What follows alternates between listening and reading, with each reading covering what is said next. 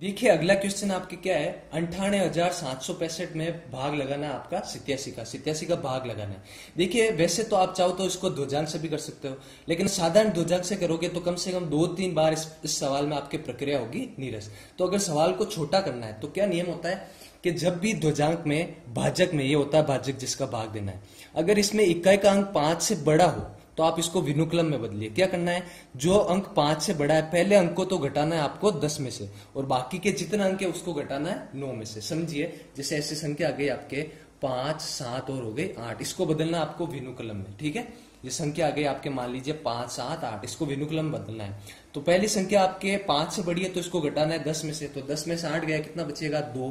घटाने के बाद उसके ऊपर विनुक्लम रेखा बनानी, इसको माइनस भी बोल सकते हो आप। ठीक है, पहली संख्या को घटाया 10 में से, दूसरी को घटाना है 9 में से, तो 9 में से 7 गया 2, वापस ये बात। उसके बाद आपको क्या करना है, 9th क्लास में तो क्या था, सारी संख्याओं को घटाना था, लेकिन इसमें आपको क्या है कि एक संख्या ऐसी रखनी है जिसके ऊपर आप एकाधिकन लगा सके। अब चाहे वो संख्या 5 से बड़ी हो चाहे 5 से छोटी हो, जैसे ये देखिए मान लीजिए यहां पर आ गया 6, तो ये भी 5 से बड़ी है, लेकिन इसको आपको घटाना नहीं है क्योंकि एक संख्या आपको रखनी है जिसके ऊपर आप क्या लगा सके, एकाधिकन। तो इसके ऊपर आपने एकाधिकन लगाया, मतलब हो गई एक ज्यादा, तो 7 का एक कितना, 6 का एक ज्यादा कितना हो गया 7, तो इसको ऐसे लिखेंगे। ठीक है, आपको इकाई अंक को बदलना है, लेकिन एक संख्या ऐसी रखनी है जिसके ऊपर आप एकाधिकन लगा सके, भले ही आखिरी संख्या आपके 5 से बड़ी ही क्यों ना हो। जैसे ये सवाल देखिए ध्यान से, इसमें कितना आपके 87 है, ये रहा आपका 87। आपको बनाना है नया भाजक, आपको बनाना है नया भाजक बिनु कलम से। तो मैंने क्या बताया, इकाई का अंक वो 5 से बड़ा तो उसको घटाइए 10 में से, तो 10 में से 7 गया, कितना बचेगा आपके 3, तो इसके ऊपर विनुक्लम रेखा यानी माइनस का 3 हो गया है। वैसे अगला अंक भी आपके 5 से बड़ा है, लेकिन मैंने आपको बताया एक अंक आपको हमेशा रखना है जिसके ऊपर आप क्या लगाओगे, एकाधिकन। अगर इसके आगे कोई अंक होता ना, जैसे मान लो 5, तब तो इसको भी घटा देता आप और इसके ऊपर एकाधिकन लगा सकते, लेकिन ये आखिरी अंक है 8, तो इसके ऊपर आपको क्या लगाना है, एकाधिकन। तो 8 के ऊपर एकाधिकन है, ये कितना हो गया 9, तो आपके नया भाज्य कितना आएगा 9 और माइनस का 3, ऐसे 13, ये हो गया आपके नया भाज्य।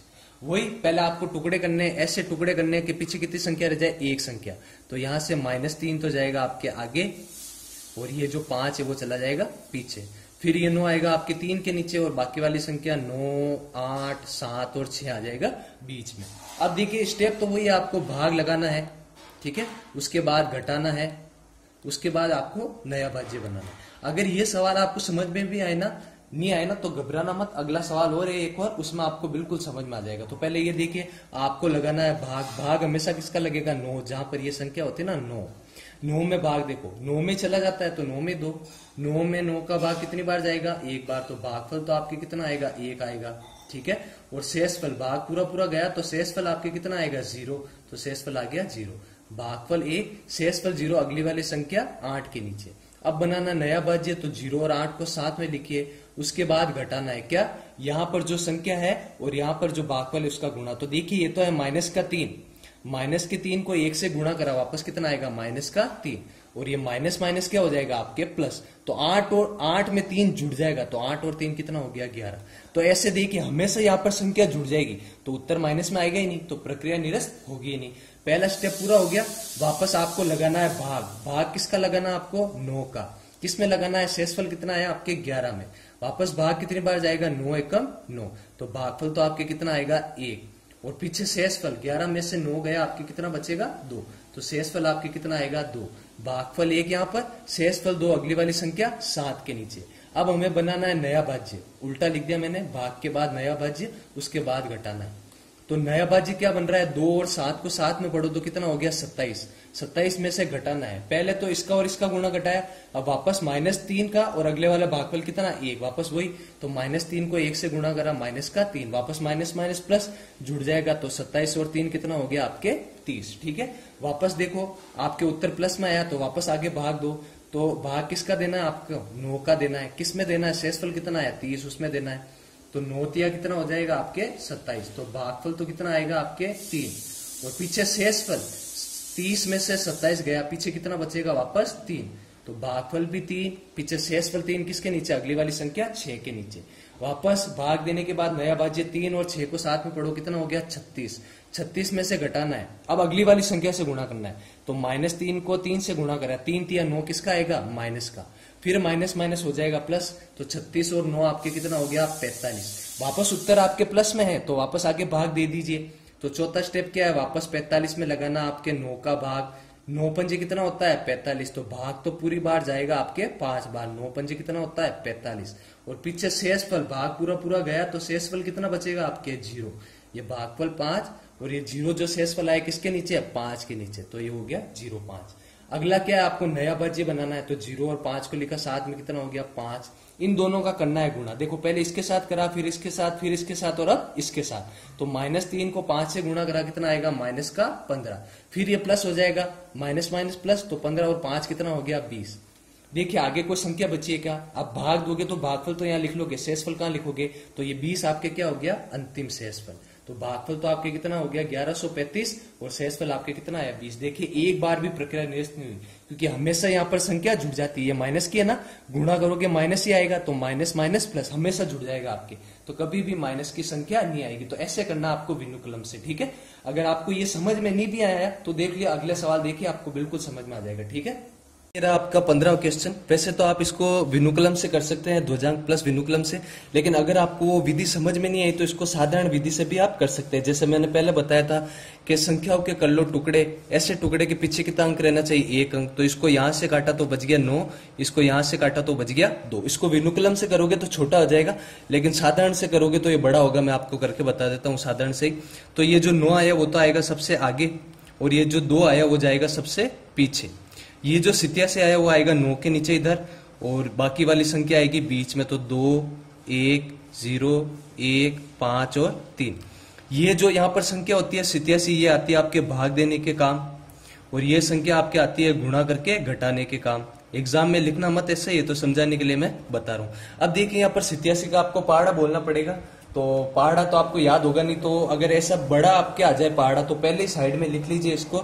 जैसे 87 का मैं लिख देता हूँ, पहला आएगा 87, उसके बाद में आएगा आपके 174, फिर आएगा आपके 261, फिर 348, फिर 435, फिर 522, फिर 609, फिर 696, 783 और 870। ये पहाड़ा लिख दिया ताकि जब अपन करेंगे तो अपन को ज्यादा सोचने की जरूरत नहीं पड़े और पहाड़ा सीधा इधर से देख लेंगे।